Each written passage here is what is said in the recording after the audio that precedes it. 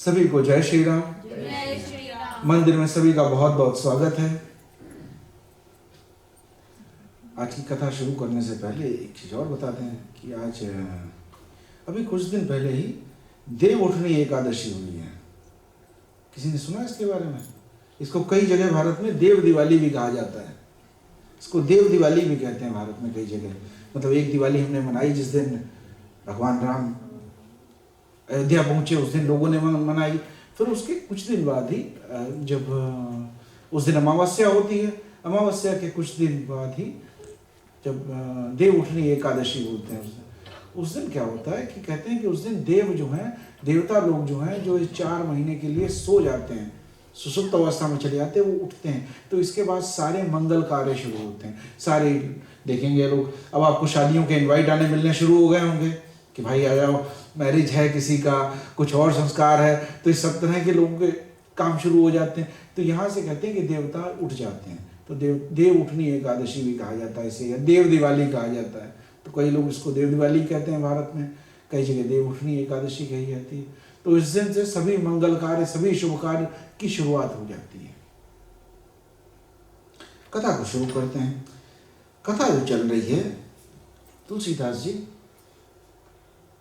रामचरितमानस लिख रहे हैं, राम की कथा लिख रहे हैं। और कैसे लिख रहे हैं? कहते हैं हरि अनंत हरि कथा अनंता।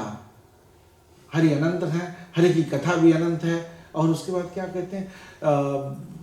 रामायण शत कोटि अपारा। कि रामायण जैसी लिखी, बहुत लोगों ने रामायण लिखी। हम जो कहते हैं शुरुआत में, हम कहते हैं नमो कवीश कपीस। कवीश को प्रणाम करते हैं, कौन? वाल्मीकि जी को। वाल्मीकि जी ने भी, मैंने पिछली बार बताया था कि वाल्मीकि जी ने भी कथा जो लिखी है रामायण, जो एक रामायण वाल्मीकि जी की रामायण जिसको हम कहते हैं वो वाल्मीकि जी की रामायण, एक वो है। एक है आध्यात्म रामायण लिखी है, एक आनंद रामायण लिखी है, वाल्मीकि जी ने लिखी। ऐसे बहुत जगह रामायण लिखी गई, बहुत लोगों ने लिखी। हर व्यक्ति ने राम को अपने समय से समझा, अपने काल में समझा, अपनी स्थिति से समझा, अपनी बुद्धि से समझा, अपने ज्ञान से समझा, अपने भक्ति और प्रेम भाव से समझा। और जिसने जैसा समझा उसने वैसा बताने की कोशिश की। तो तुलसीदास जी जब कथा लिखने की बता रहे हैं, तो भी जब कथा लिखने के लिए उन्होंने सबको प्रणाम किया, सबसे आशीर्वाद लिया। कहा मैं लिखने जा रहा हूँ, मैं इसलिए नहीं लिख रहा हूँ कि मुझे बहुत पता है, ये ऐसा नहीं है कि मैं बहुत जानता हूँ। मैं लिख रहा हूँ क्योंकि मुझ में प्रेम भाव है भगवान के लिए। मैं राम को प्रेम भाव से जानता हूँ और इसलिए मैं नाम लिख रहा हूँ इनका। और इन्होंने जो कथा शुरुआत पिछली बार कथा में आपने सुना कि संवत 1631, संवत 1631 में इन्होंने नाम लिखना शुरू किया, रामायण लिखना शुरू किया। किस दिन लिखा? जिस दिन राम जन्म था। रामनवमी के दिन अयोध्या में पहुंचकर तुलसीदास जी ने रामायण की रचना शुरू की। कितना अच्छा दिन चुना, कितना! जिस दिन भगवान पैदा हुए, जिस दिन भगवान के जन्मोत्सव मनाया जा रहा है, उस दिन उन्होंने कथा की शुरुआत की अयोध्या नगरी में जाके। अयोध्या जैसी नगरी में रामनवमी के दिन संवत 1631 में तब वो शुरू की। 1631 जस्टन में शुरुआत की इसकी। ठीक है, तो वहां से उन्होंने कथा लिखने की शुरुआत की। लगभग 3 साल लग गए, 2 साल से कुछ ज्यादा, कुछ महीने लगे। और जब खत्म हुई कथा, तो उन्होंने कथा की वहां से शुरुआत की। और क्या नाम रखा कथा का? रामायण नहीं कहा। रामायण का मतलब होता है राम का आलय, जहां राम रहते हैं। इन्होंने क्या लिखा? रामचरित मानस। रामचरित मानस, राम के चरित्रों का ये मानसरोवर है। जैसे जब किसी के घर में जाते हैं, मान लीजिए आपको कोई फीस्ट के लिए इनवाइट करता है, कभी आप फ्रॉक बनाया किसी के यहाँ, आपने गए कि पार्टी है हमारे यहाँ, आप आइए, तो लोग अच्छे से मुँह से तैयार होके, नहा धो के, एकदम फ्रेश होके जाते हैं, भाई सही से पहन के जाएं, हैं? लेकिन ऐसे तो नहीं होगा कि सुबह उठे और चलो चलते हैं, ऐसे तो नहीं चले जाते। ऐसे तो नहीं चले जाते ना लोग। अच्छे से अपने बाल जिनके होते हैं अपने बना के अच्छे से जाते हैं अच्छे से, लेकिन ऐसे तो नहीं चले जाते। तो भगवान के घर में, आप मंदिर में भी आते हैं तो नहा धो के आए, एक डेकोरम होता है मंदिर का, कैसे आने हमें, किस तरह से आना, तो एक वो तरीका होता है। लेकिन ये है रामचरित मानस। मानस इसको कहा गया कि मानसरोवर है, ये एक तालाब जैसा है, ये एक बहुत बड़ा मानसरोवर, एक बहुत बड़ी झील है। ये ऐसी बहुत बड़ी झील है। तो झील में जब नहाने जाना है तब थोड़ी कि नहा धो के नहाने जाना है। नहा धो के तो नहाने नहीं जाएंगे, नहाने के लिए ही, साफ होने के लिए ही, शुद्ध होने के लिए ही मानसरोवर में जाएंगे स्नान करने। तो कहा इसका नाम रामचरितमानस है। ये आप इसकी चौपाइयाँ आप सुबह सो के उठे हो, थोड़ी थोड़ी नींद में हो तब भी कह जाए, तब भी अगर जप लें तो भी कोई नहीं है। जैसे सुस्ती आ रही तो भी कह राम राम ले जय जमुआई ते नहीं न पाप पुंज जग माही, कभी भी कह सकते हैं। तो ये रामचरितमानस जो है ये कल्याण करने वाली है, शुद्ध करने वाली है, आनंद देने वाली है, ये ऐसी कथा कहने वाले हैं। इसके लिए कोई नियम की जरूरत नहीं है कि हम सो के उठे तब भी भगवान राम राम ले जय जमुआई ते नहीं न पाप पुंज जग माही। जब कहेंगे, जब आपको राम लेने की इच्छा हो, राम राम कहु राम स्नेही पुनि कहु राम लखन वै देही। राम राम कहु राम स्नेही, राम कहो फिर राम को और फिर से राम को बहुत प्रेम के साथ कहो, और पुनि कहु राम लखन वै देही, और दोबारा पुनि कहते हैं दोबारा को, दोबारा फिर से कहो राम लखन वै देही। ये मेरे दिल में रह जाए, ये मेरे हृदय में बस जाए, ये मेरे जीवन में उतर आए। तो इसको आप कभी भी कह सकते हैं, कोई इसमें नियम की पाबंदी नहीं की गई। तो अब कथा को बढ़ाते हैं आगे।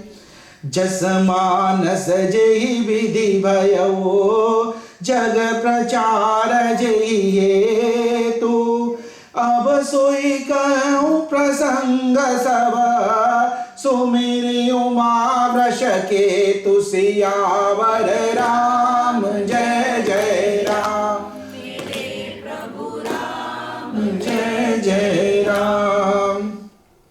क्या कहते, कहते जस मानस जेहि विधि भयो, जो मेरे मन में था, जो मेरे मन में विचार उठे, वो जो भी मेरे अंदर भावना उठी, जो भी मेरे अंदर भक्ति उठी, जो मेरे अंदर प्रेम उठा, उन सबको मैंने आपको पहले बता दिया है। और उस प्रेम के कारण, उस अच्छे विचार के कारण ये मेरे कथा लिखने का मुझ में भाव प्रकट हुआ है भगवान की प्रेरणा से। ये मैं आपको पहले विस्तार में बता चुका हूँ, जैसा तुलसीदास जी ने बताया पिछली कथा में। तो कहा भय जग प्रचार जेहि हेतु, और मुझे इसके लिखने का क्या पर्पस है, क्यों लिख रहा हूं, ये भी बताया कि ये कथा जो है जगत का मंगल करने के लिए है। बहुत नियमों में बांध के नहीं लिखी है कथा, ये भक्ति भाव से कथा लिखी है, आनंद के लिए कथा लिखी है, ये मोक्ष प्रदान करने की कथा है, ये धर्म को समझने की कथा है, ये राम के जैसा आचरण सीखने की कथा है, ये राम के जीवन को समझने की कथा है।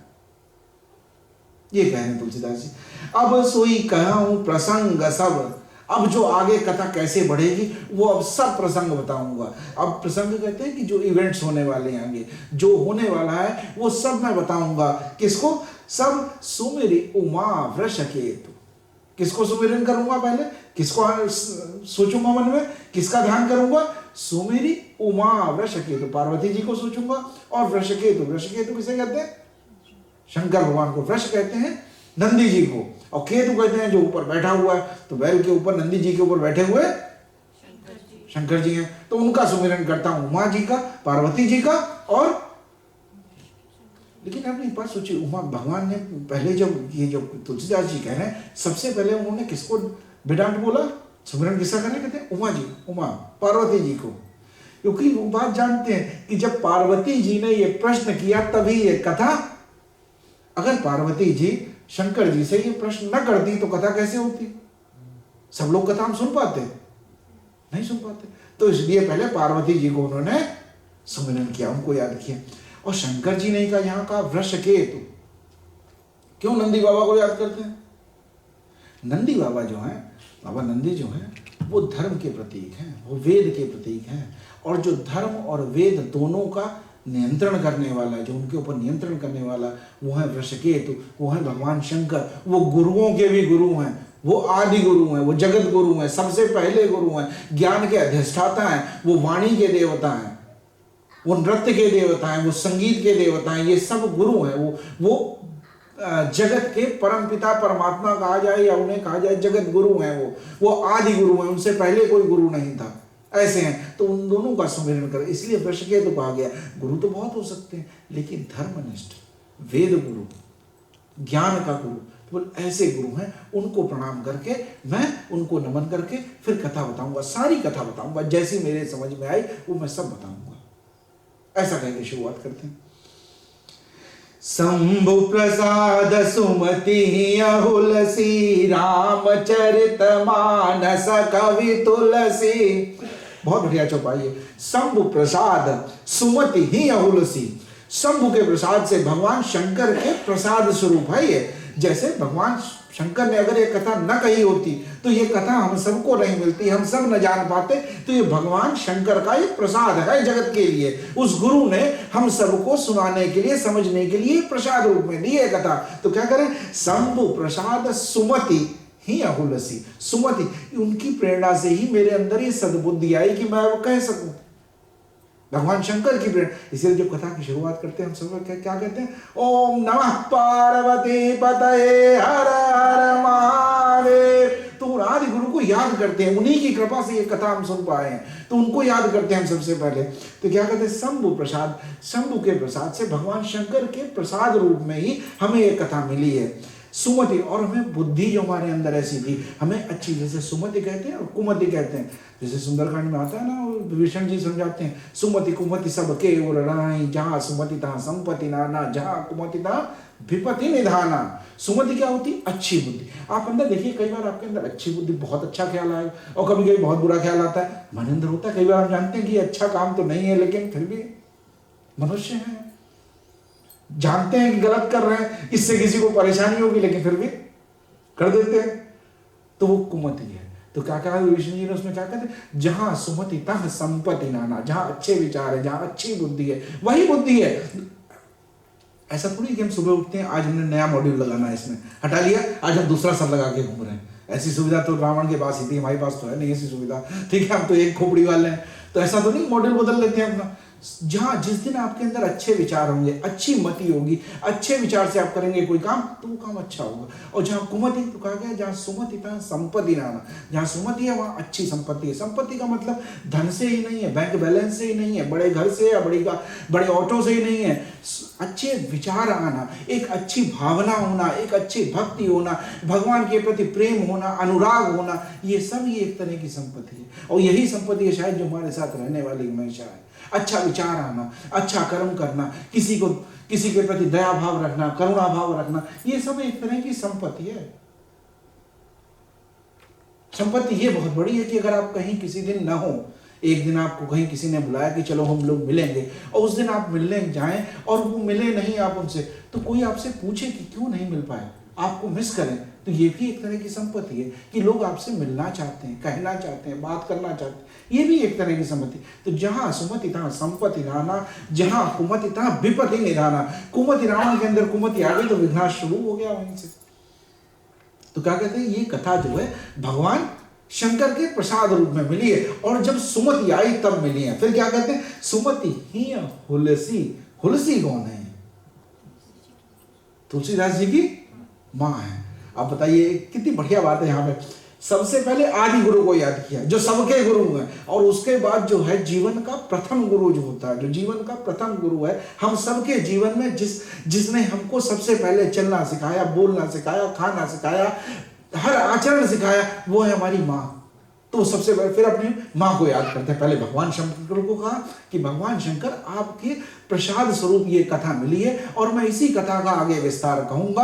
और अपनी माँ को भी प्रणाम करते हैं, वो उनकी दूसरी गुरु हैं। तो सब फिर दूसरी बार भगवान शंकर के बाद वो माँ को प्रणाम करते हैं। और हुलसी का एक शाब्दिक अर्थ ये भी है, ये उल्लास, आनंद, उल्लास, आनंद। अब देखिए हम, लेकिन देखिए बच्चे में कितनी बढ़िया बात है, बच्चे का मन हुआ आहा, सोचना नहीं, ये उल्लास है अंदर। जो राम कथा जब सुनते वक्त उल्लास अंदर पैदा हो, आनंद पैदा हो, उमंग पैदा हो। उमंग है, ये आनंद है, ये एक उत्सव है।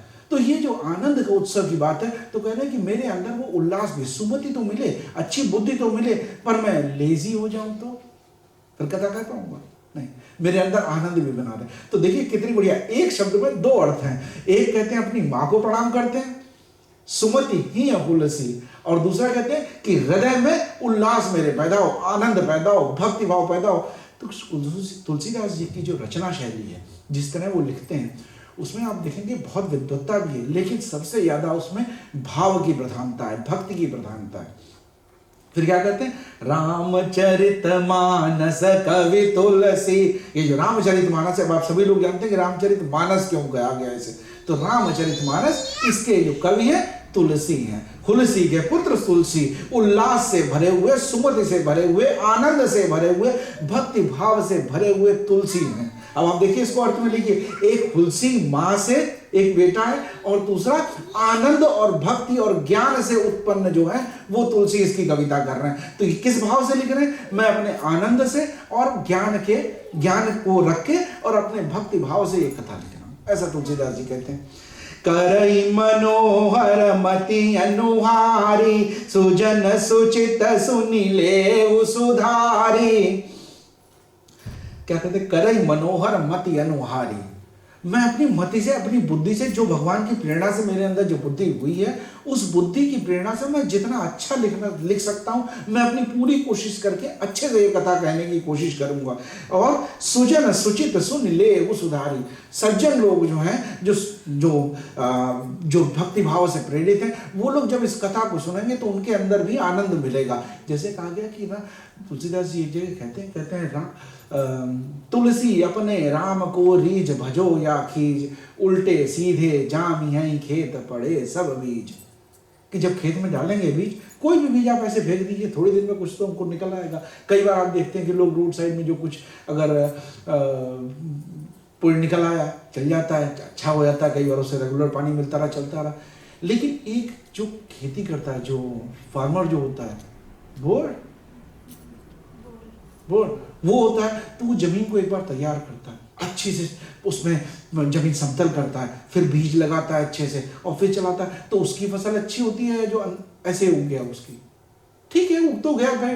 तो जब हम कहते हैं कि तुलसीदास जी कहते हैं कि तुलसी अपने राम को रीझ भजो या खींच, कैसे ही भजो, रीझ के भजो, आनंद से भजो या खींच के भजो, अरे राम या राम, दोनों में राम का इफेक्ट तो वही हुआ, लेकिन जो अंदर भाव जो आया वो बदल गया। एक जगह आपने जमीन तैयार की है, एक जगह आपने अपने मन के अंदर वो साफ सफाई की है और उसके बाद शुरू किया, तो उसका इफेक्ट थोड़ा ज्यादा होगा, और जो वैसे किया उसका कम होगा। लेकिन भजना जरूरी है, आनंद लेना इसका जरूरी। तो क्या कह रहे हैं कि मैं कथा कहने वाला हूं अपनी समझ से, अपनी बुद्धि से, ईश्वर की प्रेरणा से, भगवान के आशीर्वाद से, जो मैं कथा कहना चाह रहा हूं, मैं बहुत अच्छी कहना चाह रहा हूं। लेकिन जो लोग सज्जन व्यक्ति हैं, जो भक्ति भाव से प्रेरित हैं, वो जब इस कथा को सुनेंगे तो वो और भी अच्छी हो जाएगी। सुमति भूमि थल हृदय अगाधु, वेद पुराण उदरि घन साधु, बरसहि राम सुजस बरबारी, मधुर मनोहर मंगलकारी। देखिए कैसे तुलसीदास जी का लिखने का तरीका जो मुझे बहुत अच्छा लगता है, इसलिए कि वो ऐसी चीज बताने की कोशिश करते हैं कि जो हम देखते हैं अपने जीवन में, जो हम देखते हैं आसपास की हो क्या रहा है, कैसे हो, तो कैसे बताते हैं? कहते हैं सुमति भूमि, अच्छी बुद्धि, सुमति अच्छी बुद्धि, अच्छी भूमि जो है बिल्कुल समतल भूमि। अगर आप देखें कि बहुत मान लो बहुत उबड़ खाबड़ जमीन है, तो उसमें क्या खेती हो सकती है? नहीं हो सकती। सबसे पहले उसको जमीन को बराबर करना पड़ेगा, समतल करना, लेवल में लाना पड़ेगा, सब पत्थर जितने होंगे हटाने पड़ेंगे, जमीन सुधारनी पड़ेगी, तब हो सकती है। तो कह रहे सुमति जो है, बुद्धि का सुधार सबसे पहले जरूरी। सुमति कैसी है? सुमति भूमि थल, जैसे सुमति होगी तो ऐसे हो गया जैसे जमीन बराबर हो गई। जमीन बराबर होने का मतलब ये नहीं कि सब काम सही हो गया है ना, सुमति जमीन बिल्कुल पहला स्टेप है। तो अपनी बुद्धि को सुधारना। सुमति भूमि थल हृदय अगाधु, और इसमें कैसा सरोवर बना रहे हैं आप, एक तालाब बनाना चाहते हैं, कोई झील बनाना चाहते हैं, एक लेक बनाना चाहते हैं, तो अपने जमीन को समतल किया और बाद में उसमें गहराई लाए, ऐसे गहराई लाए। तो बोले हृदय जो है ये समतल भूमि, बुद्धि जो है ये आपका समतल भूमि है, और हृदय अगाधु, हृदय इसकी गहराई है, हृदय के भाव में इसकी गहराई है, जहां पानी को भरेंगे। पानी कहां से आएगा? वेद पुराण उधल घन साधु। जो वेद पुराण जो है, वेद पुराण जो ज्ञान है वो एक सागर की तरह है, अथाह है सागर। तो उसको आने के लिए आप एक पानी को एकत्रित करना चाहते हैं। जैसे अब हम रेन हार्वेस्टिंग की बात करते हैं, तो रेन हार्वेस्टिंग की बात करने के लिए पहले रेन का पानी इकट्ठा करेंगे, बारिश का पानी इकट्ठा करेंगे, और फिर एक जगह जमीन में उसको इकट्ठा करने की कोशिश। अब मान लो आपने इकट्ठा तो कर लिया, ऊपर छत पे इकट्ठा कर दिया, पाइप ला के नीचे जमीन पे ऐसे ही छोड़ दिया, क्या रेन हार्वेस्टिंग हुई? नहीं हो पाई ना। तो आपको उसको कलेक्ट करना हुआ है जगह, तो क्या जमीन पहले समतल कीजिए, फिर एक जगह गहराई बनाइए जहाँ पानी स्लोप में आके चला जाए, अंदर इकट्ठा हो जाए, तो वो गहराई जो होगी वो आपकी हृदय की गहराई है। बुद्धि जो है समतल भूमि पहले की, फिर हृदय की गहराई से, फिर क्या कहते हैं, कहते हैं वेद पुराण उदरी। और वेद पुराण जो है, ज्ञान जो है, वेद पुराण ये अथाह समुद्र है जो पानी के स्रोत हैं। और घन साधु, घन किसको कहते हैं, घन कहते हैं बादलों को, घन कहते हैं बादलों को। साधु जो है, सज्जन जो है, जो आपको कुछ अच्छी बात बताए, जो आपको अच्छा आचरण बताए, वो व्यक्ति जीवन में साधु जैसा है। वो बारिश करेगा, जैसे अगर बादल ही नहीं हो, सब तैयारी हो गई, बादल नहीं हो तो पानी इकट्ठा नहीं हो पाएगा, सब बादल भी तो चाहिए। तो ये बादल जो है ये साधु लोग हैं, सज्जन लोग हैं, ये आपके जीवन में वर्षा करेंगे। उनके लिए इकट्ठा करने, जैसे आप कथा कहते हैं, कथा सुनने जाते हैं या कोई मंदिर में जाते हैं, तो एक पहले अपने अंदर भाव लाए कि मुझे जाना है, जाना है, तो उसकी एक तैयारी की। मन में सब चित्ती चितनाएं थी, सब जो आपके अंदर दुविधाएं चल रही थी उन सबको हटाया, फिर आप मंदिर में आए, फिर कोई अच्छी बात सुनी, तो ये तैयारी है। तो क्या कहा गया कि सुमति जो है वो एक जमीन को बराबर किया गया, हृदय की गहराई से। वेद पुराण ज्ञान जो है उसके आगमन की तैयारी करना, और साधु जो है उनकी संगत करना। जब बादल आए तो उसके लिए रेडी हो। अगर आपने बादल बरस भी जाए और रेन हार्वेस्टिंग की तैयारी बाकी ना हो तो भी बेकार गया। तो बादलों के आने से पहले, कथा सुनने से पहले एक विचार किया मन में और एक जगह बनाई उसके लिए। बरसई राम सुजस बरबारी। और ये बरसते क्या है, साधु लोग बरसते हैं, सज्जन लोग क्या बरसेंगे, बरसेंगे ये बरसात में राम रूप, राम की कथा कहें, ये राम का यशगान करें, राम की कीर्ति बताएं, राम का चरित्र बताएं, ये सब जो है वर्षा रूपी जल है। मधुर मनोहर मंगलकारी, मधुर भी है, मीठा भी है, आनंद देने वाला भी और मंगलकारी भी है। इसीलिए तो हम कहते हैं मंगल भवनय मंगलहारे, प्रभु सुदशरथ अजिर बिहारी। श्री राम जय राम जय जय राम, श्री राम जय राम जय जय राम। मंगल भवनय मंगलहारे, प्रभु सुदशरथ अजिर बिहारी। मंगल भवनय मंगलहारे, प्रभु सुदशरथ अजिर बिहारी। मंगल भवनय मंगलहारी, उमा सहित जय जपत पुरारी। मंगल भवनय मंगलहारी, उमा सहित जय जपत पुरारी। श्री राम जय राम जय जय राम, श्री राम जय राम जय जय राम। क्या कहते हैं, तो मंगल करने वाला, मंगल भवन अमंगलहारी, ये मंगल का भंडार भर देने वाला है और अमंगल को हटाने वाला ये राम नाम है। और इसका नाम का सुमिरन कौन करता है, उमा सहित जय जपत पुरारी। इसीलिए सबसे पहले उमा और पार्वती जी का और शंकर जी का सुमिरन करके कहते हैं उमा सहित जय जपत पुरारी। इस नाम का सुमिरन वो भी करते हैं। तो क्या कहते, लीला सगुन जो काई बखानी, सोई स्वच्छता करई मलहानी। प्रेम भगति जो बरनी न जाई, सोई मधुरता सुशीतलताई।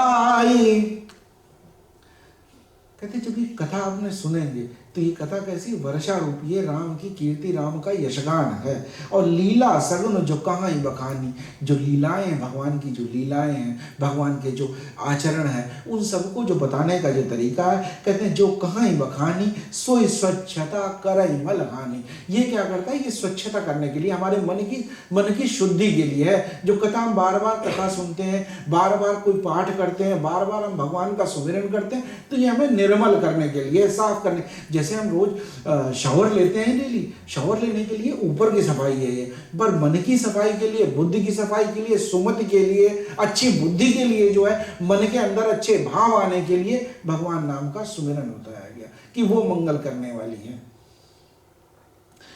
प्रेम भगति जो वर्णि न जाई, ये प्रेम और भक्ति को वर्णन नहीं किया जा सकता है। सोई मधुरसा सुशीतलताई, और इनको प्रेम और भक्ति का इसमें जो है, इसमें इसका वर्णन पूरा किया ही नहीं जा सकता, जितनी मेरी शब्दों की सीमा। कई बार आप कोई चीज आपने देखी हो लेकिन लास्ट में ऐसे ही रह गए, कहा नहीं जा सकता, इसके आगे मैं कुछ कह नहीं सकता, क्योंकि हमारे पास एक शब्दकोश है, एक डिक्शनरी है, हमारी एक वोकेबुलरी है कि हम उससे ज्यादा बता नहीं सकते, उससे ज्यादा कह नहीं सकते। तो कहा कि प्रेम भक्ति जो वर्णि न जाई, प्रेम और भक्ति से जिसे महसूस किया जा सकता है, वर्णन नहीं किया जा सकता। सो इस मधुरता सुशीतलता, ये मन को शीतल करने वाली और मधुर देने वाली, आनंद देने वाली।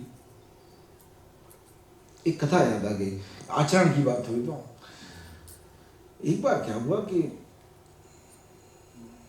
भगवान राम जो थे पंचवटी में बैठे हुए थे, माता सीता जी भी साथ में थी, लक्ष्मण जी भी थे। तो लक्ष्मण जी कहीं से आए, पहुंचे तो भगवान राम ने कहा एक प्रश्न है तुमसे आज।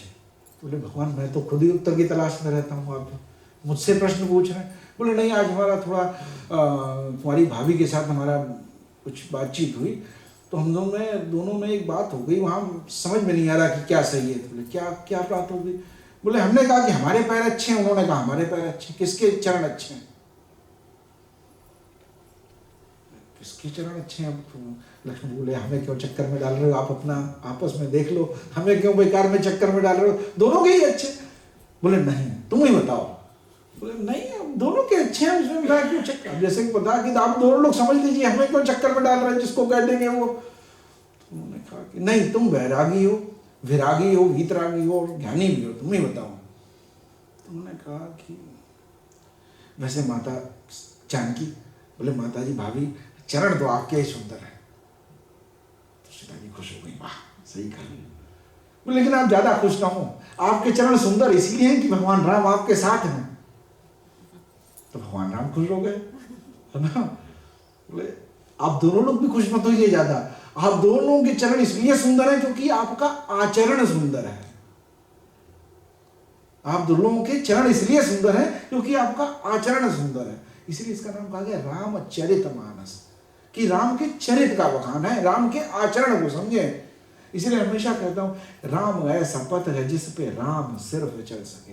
राम का रास्ता इतना कठिन रास्ता है, इतना लेकिन आप देखिए कि राम का जो आचरण है, अगर उसका थोड़ा सा भी हिस्सा समझ में आए कि माँ के साथ कैसा आचरण है, पिता के साथ कैसा आचरण है, भाई के साथ कैसा आचरण है, जो भक्त है उसके साथ कैसा आचरण है, मित्र के साथ कैसा आचरण है, तो अगर हम थोड़ा बहुत भी अगर समझ पाए, इस कथा को हम बार बार पढ़ते सुनते समझते क्यों हैं?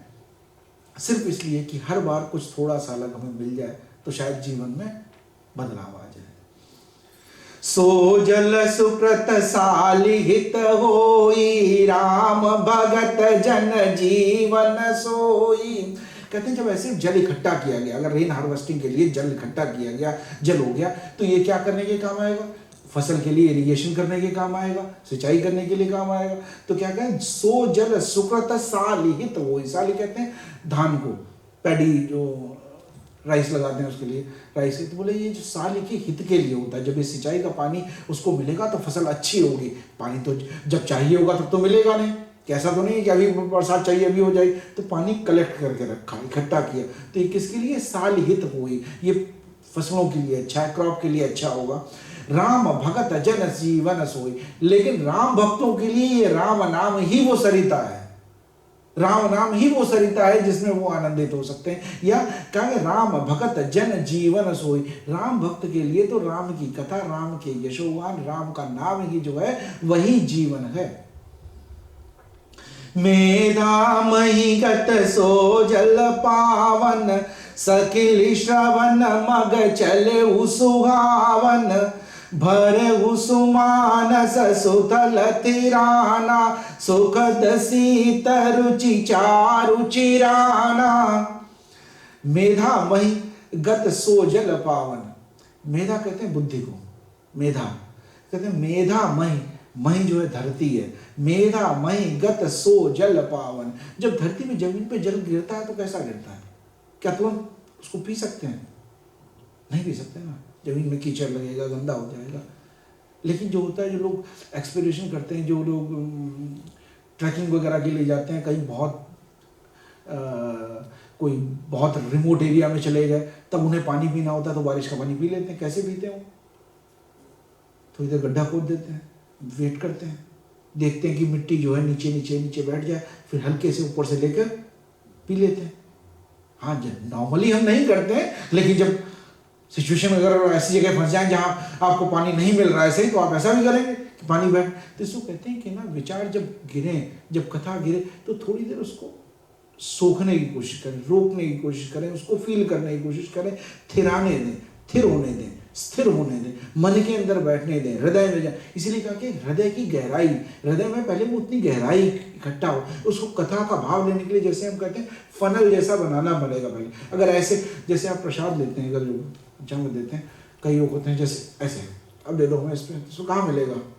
डालेंगे तो थोड़ा सा ऐसे करते हैं, ये गहराई, यही विचार को लेने की गहराई, कि हमने अपने हृदय के भाव को खोला है, हृदय को थोड़ा खोला है, हृदय को विचार को आने के लिए, एक्सेप्टेंस के लिए हम खुले हैं, उसके लिए एक्सेप्ट करने के लिए हम तैयार हैं। तो क्या कहते हैं कि सोजल सुकृत साल हित होई, राम भगत जन जीवन सोई, मेधा महिगत सोजल पावन। जो बुद्धि को निर्मल करने वाला ये नाम है। सकिल श्रवण मग चले सुहावन, सकिल श्रवण मग चले सुहावन, इसको मन को सुहावन करने वाला, मन को आनंदित करने वाला ये नाम है। भरे सुमानस सुथल स्थिराना, जो मानस में, अपने मन में इस जल को स्थिर होने देता है, रुकने देता है। सुखद शीत रुचि चारु चिराना, उसी के जीवन में आनंद देने वाला है। ये कथा जो है ये आनंद देने वाली है, लेकिन इसके लिए हृदय की गहराई होनी चाहिए और उसको स्थिर करने का भाव होना चाहिए। पहले कथा को सुनने से पहले कथा को हम ग्रहण करने के लिए, उसको लेने के लिए हमारी तैयारी कितनी है, उस तैयारी पे जोर देने की बात कहते हैं। सुटि सुंदर संवाद बर बिरचे बुद्धि विचार, तेहि यही पावन सुभग सर, घाट मनोहर चारि सियावर राम जय जय राम। मेरे प्रभु राम जय जय राम। तो क्या कहते हैं कथा में क्या होने वाला? सुट सुंदर संवाद। अब बहुत इसमें संवाद आएंगे। संवाद क्या कहते हैं? डिस्कशंस, बातचीत, कई लोगों की बातचीत का इसमें वर्णन किया जाएगा। सुट सुंदर संवाद अवर बिरचे बुद्धि विचार। और मैंने कैसे उनका विचार, जो मेरे बुद्धि में विचार आए, जो मैंने बुद्धि से अपने उन दोनों लोगों का, जो दोनों लोगों का डिस्कशन हो रहा है वो समझा है, वो मैं अब लिखने वाला हूँ। ते ही यही पावन सुभग सर, और वो इस पावन जो ये जो मैंने भूमि तैयार की है, ये कथा की जो भूमि तैयार की है, इसके आसपास वो एक वन जैसा है या तट जैसा है। मान लीजिए कैसे? सर घाट मनोहर चार। जैसे आप अगर जो लोग भारत में गंगा स्नान वगैरह के लिए जाते हो, तो गंगा में जो लोग बहुत एक्सपर्ट होते हैं वो तो कहीं से भी उसके स्नान कर लेते हैं, पर जैसे हम जैसे जो बेजूकर्स होते हैं वो तो कहीं पे नहीं घुस जाते हैं, वो एक घाट पे जाते हैं जहाँ सीढ़ियाँ बनी होती हैं, फिसलन नहीं होती है, पकड़ने के लिए चेन होती है, एक रॉड लगी है ताकि हम सेफली अंदर जाके स्नान करके 4 बार डुबकी मार के आराम से आ सकें। तो हम तो कहीं भी ऐसे तो नहीं कूद जाते गंगा में जाके। भाई जो वहाँ हमेशा रह रहा है वो कर सकते होंगे, लेकिन जो हम जैसे जो लोग जाते हैं विजिटर, जो विजिटर्स हैं, वो तो ऐसे नहीं जाते, वो घाट पे जाते हैं। तो इसमें घाट क्या है? बोले 4 घाट हैं इसमें, 4 घाट हैं। 4 घाट इस कथा में कैसे? बोले 4 संवाद जो हैं वो ऐसे हैं कि 4 एंट्री पॉइंट हैं इस कथा के। तो किनके 4 संवाद हैं? कहते हैं ना इसमें सर घाट मनोहर चार घाट हैं। कौन से घाट हैं? बोले इसमें 4 बड़े बड़े संवाद हैं। एक शिवजी का पार्वती के साथ संवाद है, कालभूषुंडी का गरुड़ जी के साथ संवाद है, वो एक संवाद चल रहा है। फिर अपने भाइयों के साथ भगवान का संवाद है उत्तरकांड में, वो एक बहुत बड़ा संवाद। और फिर भक्त का भगवान से संवाद है।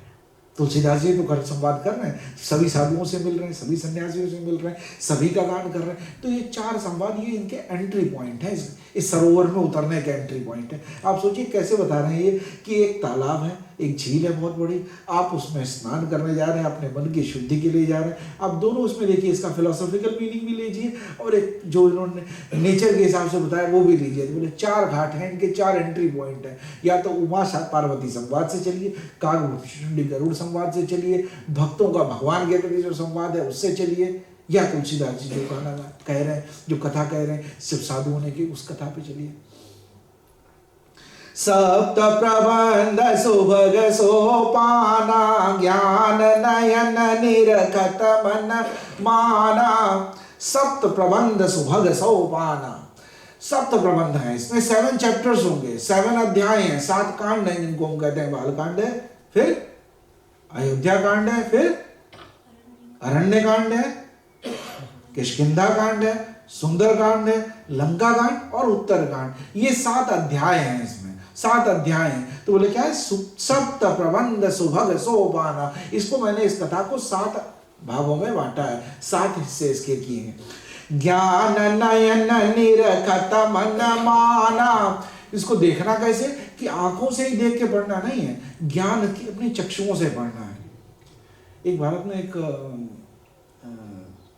महाराज हैं, बहुत बड़े संत हैं, जगत गुरु कहे जाते हैं, रामभद्राचार्य, जगत गुरु रामभद्राचार्य, अभी भी जीवित हैं। वाकई बड़ी अच्छी, भगवान करे वो दीर्घायु हों, बड़ी अच्छी उम्र प्राप्त करें। वो अपने शायद 3 वर्ष या 5 वर्ष की उम्र से देख नहीं सकते, देख सकते थे पहले, फिर 5 कुछ ऐसा एक्सीडेंट हुआ, कुछ हुआ तो उनकी आंखें चली गई। लेकिन वो उनको बहुत से ग्रंथ कंठस्थ हैं, बहुत से ग्रंथ उनको कंठस्थ है, मतलब सुन लेते हैं और याद हो जाता है। इसलिए क्या क्या कि ये आंखें सिर्फ देखने वाली आंखें हैं, इनके पीछे भी कुछ आंखें हैं जो देखती हैं। जो लोग नहीं देख सकते वो भी बहुत कुछ जानते हैं, वो भी समझते हैं, उनके भी समझने का तरीका होता है, उनकी भी कोई बुद्धि। तो बोले किसके देखना कि इन आंखों से ही न देखने। आप क्या कहें कि ज्ञान नयन निरखत मन माना, इनको ज्ञान के नयनों से इनको देखना, ज्ञान उत्पन्न करके ज्ञान की दृष्टि से इसको देखना। तो इसको कहने का एक और तरीका जो तुलसीदास जी कहते हैं कि आप इस कथा को माने ही नहीं, समझें, जानें और वैज्ञानिक दृष्टि से देखें, साइंटिफिकली इसको देखने की कोशिश करें, ज्ञान नयन से देखें, माने नहीं, विश्वास ऐसा नहीं कि कहा गया इसलिए मान लेते हैं, ऐसा नहीं। इसको अपने ऊपर एक्सपेरिमेंट करके देखें, जानें कैसे, इसको समझ के देखें। रघुपति महिमा अगुनया बाधा, बरन बसोई बर बारी अगाधा। कहते हैं रघुपति की महिमा, भगवान रामचंद्र की महिमा जो है वो अगुण अबाध। वो अगुण मतलब, अगुण कहते हैं कि जिसको निर्गुण ब्रह्म कहा गया, वो एक निर्गुण ब्रह्म है। और क्या क्या है, अबाधा है, उनके गुणों का बंधन में नहीं लिया जा सकता, अबाध गुण है, अपार गुण है। अबाध या अपार मतलब जिसको काउंट नहीं किया जा सकता, इन्फिनिटी है, बिल्कुल एकदम अबाध है। उनको बहुत सीमा में बांध पाना बड़ा मुश्किल है। इस कथा में जो कोशिश कर रहे हैं, ये कहने की कोशिश कर रहे हैं, भगवान राम को बताने की कोशिश कर रहे हैं, पर ये नहीं कह रहे कि राम बस इतने ही है। राम वो है, एक कबीर जी का शायद दुआ है, बढ़िया दुआ है।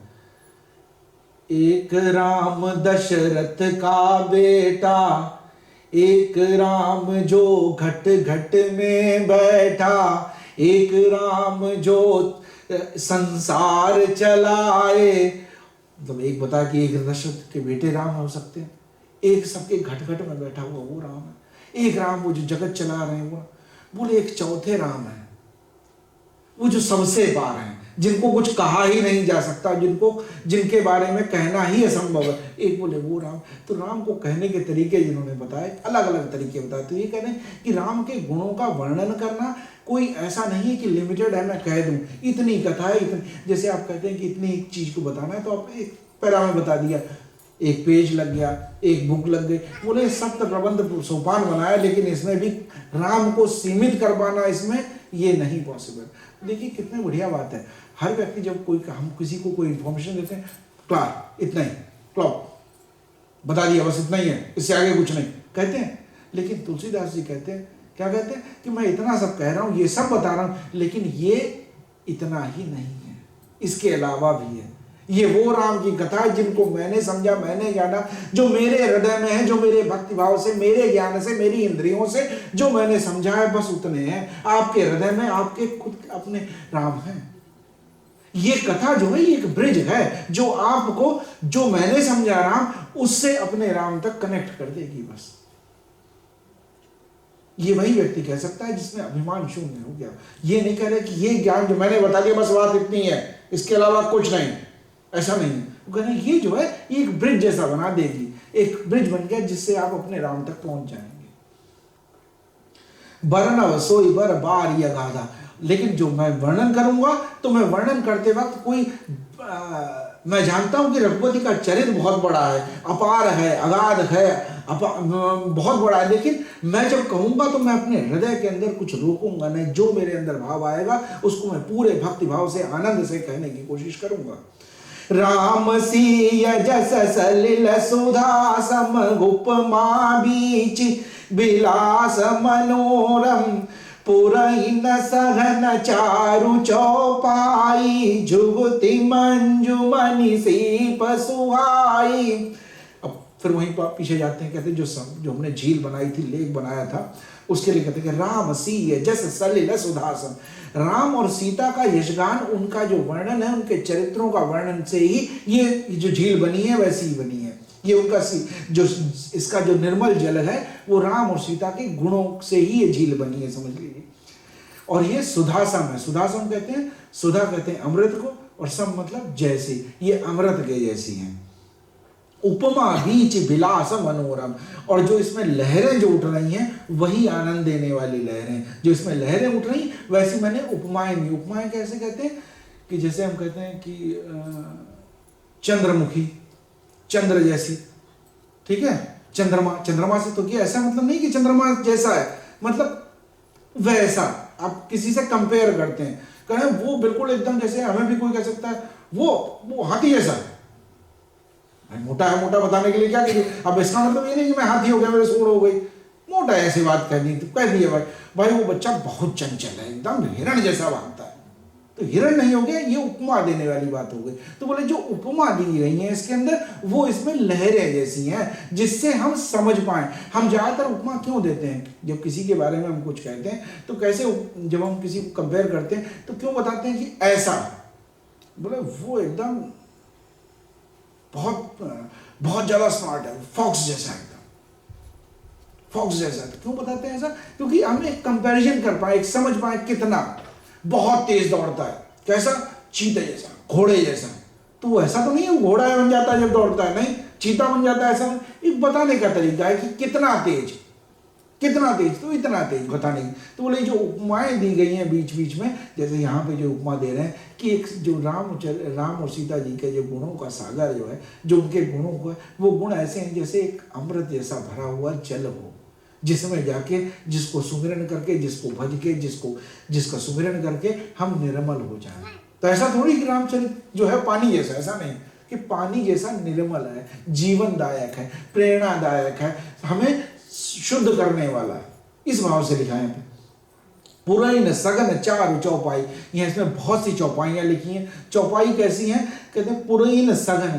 पुरैन कहते हैं जैसे जब बहुत बड़ी झील होती है, अगर झील ऐसे खाली हो तो भी अच्छी है, लेकिन अगर उसमें लोटस खिले हैं, बहुत सारे फूल खिले हुए हों तो और भी सुंदर लगेगी, बहुत से रंग बिरंगे फूल खिले। तो ये चौपाइयाँ इस कथा में ऐसी हैं, उस सागर में जो तालाब है इसमें अंदर ऐसी हैं जैसे फूल खिले हुए हैं, कमल के फूल खिले हुए हैं। और जुगति मंजुमनि सीप सुहाई, और इसमें जो छंद लिखे गए हैं, जो प्रसंग लिखे गए हैं, वो ऐसे हैं जैसे झील के अंदर सीप में मोती हो। छंद सोरठा सुंदर दोहा, सोई बहुरंग कमल कुल सोहा। तो चौपाइयाँ ही नहीं है, चौपाइयाँ बहुत ज्यादा है। चौपाइयों के अलावा इसमें क्या होंगे, इसमें छंद होंगे, इसमें सोरठे होंगे, इसमें दोहे होंगे, है ना। ये सब कैसे हैं, जैसे जुग सोई बहुरंग कमल कुल सोहा, ऐसे हैं जैसे एक जगह लाल लाल कमल खिले लेकिन सफेद भी हैं, हल्के नील कमल भी हैं, गुलाबी से भी हैं। तो बहुरंग अलग अलग कलर के होंगे तो और ज़्यादा सुंदर लगेंगे, मल्टी कलर लगेगा। तो बोले ये ऐसे है ना, इसमें सिर्फ चौपाइयाँ ही नहीं है, इसमें छंद भी हैं, सोरठे भी हैं, दोहे भी हैं, और ये सब मिलाकर ऐसा लगेगा जैसे एक झील के अंदर बहुत रंग बिरंगे कमल के फूल तैर रहे हैं। बोले ऐसा इसमें लगेगा। अरथ अनूप सुभाव सुभासा, सोई पराग मकरंद सुवासा, सुकृत पुंज मंजुल माला, ज्ञान विराग विचार मराला। देखिए, कोई आपने जो जीवन में सबसे अच्छी झील देखी उसका विचार मन में लीजिए और देखिए कैसे कवि जो है कैसे एक नेचर चीज को और कथा को कैसे जोड़ने की कोशिश कर रहे हैं। कहते हैं अर्थ अनूप सुभाव सुभाषा, इसका जो अर्थ है, जो इसका भाव है, अर्थ अनूप, अनुपम है, मतलब इसको बताया नहीं जाता। कहते कि जो इसका अर्थ जो निकलेगा, अर्थ अनूप स्वभाव सुभाषा, जो इसकी अर्थ है, इसका जो भाव है इसमें, और इसकी जो भाषा है वो कैसी है, जैसी पराग के मकरंद हो, जो कहते सोई पराग मकरंद सुभाषा। जब हवा हल्की हल्की सी चलने लगी हो, झील के किनारे आप बैठे हो, कमल के फूल उसमें खिले हो और थोड़ी थोड़ी सी हल्की सी हवा चलने लगी, तो उनकी मकरंद, उनकी जो खुशबू आनी शुरू होगी ना, वो है अर्थ। एक देखने में तो अच्छा लग रहा है, लेकिन कथा अच्छी है, लेकिन जब उसका अर्थ आप समझने लगे, जब उसका भाव समझने लगे, जब उसमें जो ज्ञान की जो बात कही गई है वो अगर समझ में आने लगे, तो ऐसा लगेगा कि जैसे झील के किनारे खड़े और उन फूलों की खुशबू भी आपके पास चली आ रही है, वो जो मकरंद जैसी चली आ रही है। कितनी बढ़िया बात की कि बहुत रंग तरह के फूल हैं, हल्की सी हवा चली, जो अर्थ है इनका, अर्थ जो है वो कैसा है, जैसे सुवास आ रही है, अच्छी सुगंध आ रही है, ऐसी सुगंध जैसा है। सुकृत पुंज मंजुल अलिमाला, ज्ञान विराग विचार मराला। और जो फूलों के क्या बताया कि धुनि अवरेव कवि, सुकृत पुंज मंजुल अलिमाला, जो इसमें सज्जन लोग जो हैं वो इसको कैसे देखेंगे, जैसे उनके ऊपर जो कथा प्रसंग जो है, भाव है, वो ऐसे हैं जैसे अली कहते हैं भौरे को, भौरे ऊपर ऊपर दौड़ रहे होंगे, उनकी माला ऐसे जो बना। तो सज्जन लोग जब सत्संग करते हैं तो ऐसे होते हैं जैसे भौरे एक भाव में आके ऐसे घूम रहे हैं, तो बोले ऐसे अली माला बना लेंगे इसकी। और क्या क्या, ज्ञान विराग विचार मिराला, ज्ञान जो और वैराग्य और विचार, ज्ञान वैराग्य और विचार, ये मराला है। मराला किसे कहते हैं, मराला कहते हैं हंस को। अब अगर सोचो इतनी बढ़िया झील थी, बहुत रंग बिरंगे फूल थे, रंग बिरंगे कमल के फूल उसमें थे, पूरी झील भरी हुई थी, हल्की हल्की सुवास आ रही है, अब किसकी कमी रह गई, हंस और होते हैं इसमें अगर दो, तो हंस क्या है इसमें ज्ञान वैराग्य और विचार, ये तीनों चीज उसमें हंस जैसे हैं। कथा को सुनने से पहले अगर थोड़ा सा हम जाने कथा को, तो ज्ञान विचार, अच्छा विचार मन में हो और वैराग्य मन में हो, कि हम जब जानते हो कि क्या विराग, किसको हम छोड़ना है, किसको पकड़ना है, वैराग्य विराग हो, तो बोले ये इसमें मकर जो है ये ऐसे हंस के जैसे लगेंगे। धुनि अवरेब कवित गुण जाति, मीन मनोहर ते बहुभाति, अरत धर्म कामादिक चारी, कव ज्ञान विज्ञान विचारी। धुनि अवरेब कवित गुण जाति, मीन मनोहर ते बहुभांति। अब कहते कि धुनि जो है, जो इसमें मकर, जो अली जो इसके ऊपर जो घूम रहे हैं, भौरे घूम रहे हैं, उनकी गुंजन की आवाज आ रही है, मकरंद की आवाज आ रही, बोले ये सब कैसे हैं, दुनिया वरेब कवित गुण जाति।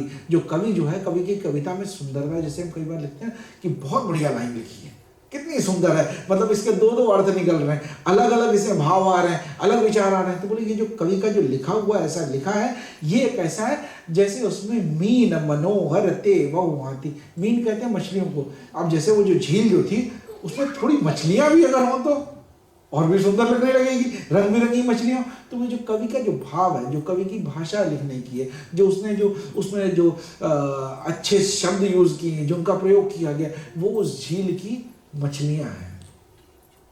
कितना, अब देखिए कथा और एक नेचुरल सीन का कंपैरिजन, ये दोनों का एक उपमा दे सकते हैं, कैसे बता रहे हैं।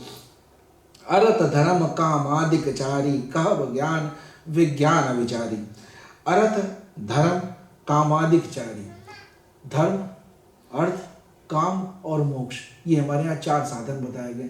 हमारे धर्म में ये नहीं कहा गया कि अर्थ न कमाए, खूब अच्छे से पैसा कमाए, ईमानदारी से कमाए, मेहनत से कमाए, किसी का काट के ना कमाए, किसी का छीन के ना कमाए। लेकिन ऐसा नहीं है कि ना भाई पैसे से हमें कोई मतलब नहीं, ऐसा नहीं, अच्छे से पैसा कमाए।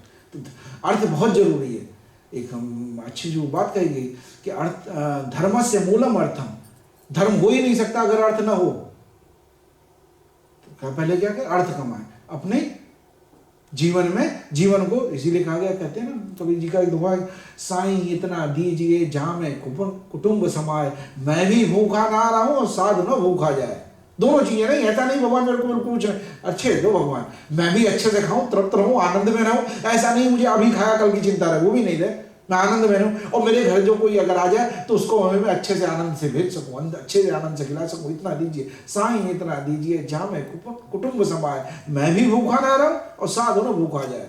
तो क्या क्या, क्या पहले अर्थ, जब अर्थ हो सफिशिएंट, आपके पास अर्थ है, अर्थ कहते हैं संपत्ति को, कई तरह की संपत्ति, धन भी हो सकता है, घर हो सकता है, गाड़ी हो सकती है, जो भी है, तो बोले ये सब होना जरूरी। इसके बाद क्या है कि धर्म के लिए, अब वो जो धन है उसका आप उपयोग कैसा करते हैं, क्या धर्म के लिए उपयोग कर रहे हैं उस धन का, धर्म के लिए कैसा उपयोग, उसका धर्म के लिए उपयोग करना क्या हो सकता है कि हम अपने लिए वो साधन जुटाएं जो हमें धर्म की तरफ प्रेरित करें, या समाज को धर्म की तरफ प्रेरित करें। तो अर्थ, धर्म, काम, कामनाएं जो हमारी हैं, उन कामनाओं की पूर्ति हो सके उस ढंग से, फिर मोक्ष। अगर ये चारों चीजों के जो समझाने वाली कथा है, तो क्या करते हैं, इन चारों चीजों की बात इस कथा में होने वाली है, धर्म की, अर्थ की, कामनाओं की और मोक्ष की। तो धर्म, अर्थ धर्म कामादिक चारी, कहब ज्ञान विज्ञान विचारी। अब मैं इनको कैसे बताऊंगा, ज्ञान से और विज्ञान से। कितनी बढ़िया बात है। ये भी सिर्फ सनातन धर्म में ही हो सकता है, हिंदू धर्म में ये बात कहते हैं कि हम जब बात कह रहे हैं उसको आप वैज्ञानिक दृष्टि से देखें, साइंटिफिकली देखें। इसीलिए मैं अक्सर कहता हूँ कि हमारे यहाँ अगर जब किसी ने कहा कि सूर्य जो है वो सोलर सिस्टम के सेंटर में है, पृथ्वी नहीं है, तो कोई खराब बात नहीं हुई। हम बहुत दिन से जानते थे चंद्र ग्रहण होता है, सूर्य ग्रहण होता है, लूनर इक्लिप्स होती है, सोलर इक्लिप्स होती है, इसकी ये गति है, वक्र गति कही जाती है कई ग्रहों की, तो जानते हैं क्योंकि वो उल्टे चलते हैं। आज हम समझ पाए, लेकिन हमारे यहाँ कोपरनिकस को ऐसे जला नहीं दिया जाता कि बात कह दी और जला दिया गया। तो कहते हैं ज्ञान से देखो और वैज्ञानिक दृष्टि से भी देखो, विज्ञान से देखो। वैज्ञानिक की दृष्टि से देखना, साइंटिफिकली देखना, इसको कहते हैं कि परख के देखें, समझ के देखें, मान न लें यही सत्य है, ऐसा नहीं है, ये सत्य को मैंने भी जाना है, इसलिए कहा गया। तो क्या कहेंगे, इसको बताएंगे कैसे, अर्थ धर्म काम आदि विचारी, ये चारों चीजों को बताने वाली ये कथा है। और कहब ज्ञान विज्ञान विचारी, मैं इसको अपने ज्ञान से जो समझता हूं, जो जानता हूं, उसको वैज्ञानिकता से भी आपको बताने की कोशिश करूंगा। नवरस जप तप जोग विरागा, ते सब जल चर चारु तड़ागा, सुप्रति साधु नाम गुण गाना, ते विचित्र जल विहग समाना। अब इस कथा में और क्या है कि इसमें सभी रस हैं, नवरस हैं। नवरस कैसे होते हैं, नवरस खाने के भी होते हैं, भाव के भी नवरस होते हैं, तो ये सभी नवरसों का सिंबल है। तो इसमें कहीं ना देखेंगे कि बहुत प्रेम का भी दृश्य होगा, करुणा का भी दृश्य है, विरह का भी है, विरह मतलब बिछुड़ जाने का। अब देखेंगे जब राम की कथा में सीता जी का हरण हो जाता तब वो विरह है, उसमें मैत्री का है, सुग्रीव से मिलते हैं जाके, शबरी से भगवान मिलते हैं, अत्र ऋषि से भगवान मिलते हैं, तो कितना प्रेम का दृश्य। रौद्र रूप भी है कि जब भगवान से उसकी समुद्र की प्रार्थना भी करते हैं और जब नहीं कहते हैं तो फिर उस पर क्रुद्ध भी होते हैं, रावण को मारते हैं, कुंभकर्ण को मारते हैं, तब रौद्र रस भी है। तो ऐसे सब नवरस इस कथा में मिलेंगे, इस कथा में हर रस मिलेगा। तो कहते हैं नवरस होते हैं, सभी नवरसों का इसमें समागम है। और जप तप जोग विरागा, जप करने के लिए, जप को जो जप करना है, कहते हैं कि जैसे जप दो चीज़ों में, आप दो अर्थों में इसको समझ सकते हैं कि जप तप, जप करना जैसे भगवान का नाम का स्मरण करना, वो है जप करना। तपस्या, तप जो तप करते हैं उन लोगों के लिए। और जोग विरागा, योग योग को ही इन्होंने जोग कहा है यहाँ पे, क्योंकि ये भाषा शैली अवधि है, इसमें योग को जोग कहा जाता है। जोग, जोग विरागा वैराग्य। तो इसमें क्या क्या है? नव रस हैं, सारे रस हैं। जप करने के बारे में, तप करने के बारे में, योग के बारे में और ज्ञान के बारे में, सब इस वैराग्य के बारे में। और ये कैसे हैं इसमें? इस तालाब के अंदर घूमने वाले ते सब जलचर चारु तड़ागा। ये कैसे? जैसे अब वहां पे सब कुछ तो था लेकिन लाइफ नहीं थी।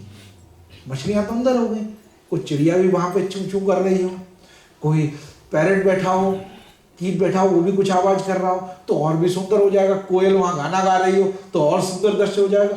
तो बोले ये इसके अंदर इतने रस जो हैं ये सब ऐसे हैं जैसे चिड़िया बोल रही हो वहां पे। तो आप झील के किनारे बैठे हैं, अच्छी सुगंध चल रही है, अच्छे रंग बिरंगे, देखने में अच्छा लग रहा है, अच्छी हवा चल रही है तो सुगंध आ रही है उसकी, उसके अंदर मछलियां भी हैं और ये जो चिड़िया हैं, जो बहुरंग पक्षी हैं, ये सब वहां पे इसमें जो है ये सारे रस जो है इसमें पक्षियों का काम करेंगे। आज की कथा को ही रोकते हैं। जीवन में जब आप झील देखें तो ये समझें कि ये राम रस की जो झील है वो कैसे बनती है, इसको समझने का प्रयास आज तुलसीदास जी ने इसमें बताना चाहते थे। आपने इतने ध्यान से, इतने प्रेम से सुना, इसके लिए सभी का बहुत बहुत धन्यवाद। और अपने सभी के अंदर बैठे हुए उस परम पिता परमात्मा को प्रणाम करता हूँ। मेरा प्रणाम स्वीकार करें। बोले सियावर रामचंद्र भगवान की जय, पवन सुत हनुमान की जय। ओम नमः पार्वती पतये हर हर